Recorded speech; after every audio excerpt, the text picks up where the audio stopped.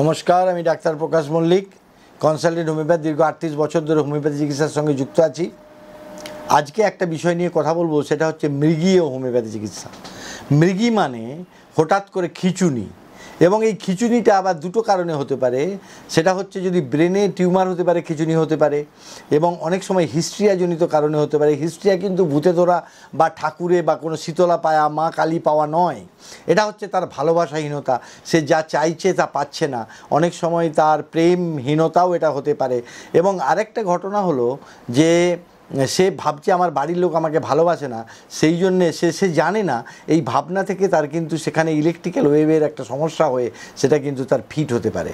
এবং এই ফিট হলে কিন্তু সে যখন ফিট হওয়ার পূর্বে জানতে পারে আমার ফিট হবে, কিন্তু যেটা মৃগী সেটা কিন্তু জানে না যে কখন ফিটটা হবে, যে কোনো সময় হতে পারে। সেটা কি না, আমাদের ব্রেনের মধ্যে একটা ইলেকট্রিক্যাল ওয়েভ কাজ করে।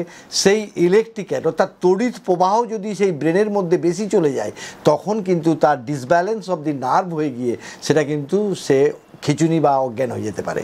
এবং অনেক সময় দেখবেন কোথাও জড়তা আসতে পারে, এবং সে দাঁড়িয়ে থাকলে তার পা কাঁপতে থাকে, পড়ে যেতে পারে। এবং এই জন্যে এই সমস্ত মৃগী রুগী যে কোনো সময় ঘটনা ঘটতে পারে। ওই জন্য আগেকার দিনে বলা হতো জল এবং আগুন থেকে যেন রক্ষা দূরে রাখা হয়। এবং যারা স্বাভাবিক কাজকর্ম করছেন অথচ মাঝে মাঝে খিঁচুনির খিঁচুনি আক্রমণ হয় যাদের, তাদের পকেটে কিন্তু লিখে রাখতে হবে যে আমি খিঁচুনি রুগীর, আমাকে কিছুক্ষণ পরে একটু জল দিলে ঠিক হয়ে যাবে। আবার অনেক সময় খিঁচুনি বা অজ্ঞান হয়ে যাওয়ার কারণে সেটা হচ্ছে যদি সুগার ফ্লপ করে তাহলে হতে পারে।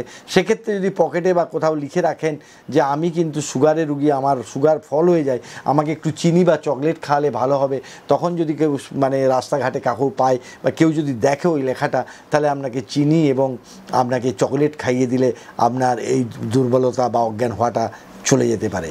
তো খিঁচুনি হওয়ার ক্ষেত্রে হোমিওপ্যাথি কিন্তু ভালো ওষুধ আছে। আমাদের স্ট্র্যামোনিয়াম, জিঙ্কো বাইলোবা, জিঙ্ক গ্রুপের ভালো ওষুধ, জিঙ্ক গ্রুপের জিঙ্ক ভ্যাল, জিঙ্ক সাল্প, জিঙ্ক মেট, এইসব ওষুধগুলো আমরা দিয়ে কিন্তু এই মৃগী রোগের কাজ ভালো কাজ পাই। অবশ্যই এক্ষেত্রে একটা সিটি স্ক্যান করতে হবে, দেখতে হবে সেখানে কোনো অসুবিধা আছে কি না। যদি সেখানে কোনো অসুবিধা থাকে, সেই অসুবিধার নিরিখে কারণ, লক্ষণ এবং মায়াজম মিলিয়ে চিকিৎসা করলে এক্ষেত্রেও কিন্তু ভালো হতে পারে। অনেক সময় ব্রেনে কিন্তু এখন একটা কৃমির প্রাদুর্ভাবও অনেক সময়, এটা রেয়ার কেস কিন্তু হতে পারে। এবং এক্ষেত্রে কিন্তু তার টক্সিক এফেক্টটা কাটানোর জন্যে আমরা সেই রকম কারণ, লক্ষণ এবং মায়াজমের ভিত্তিতে যদি খিঁচুনি রুগীর চিকিৎসা করি, সেই খিঁচুনিটা ভালো হয়ে যাবে।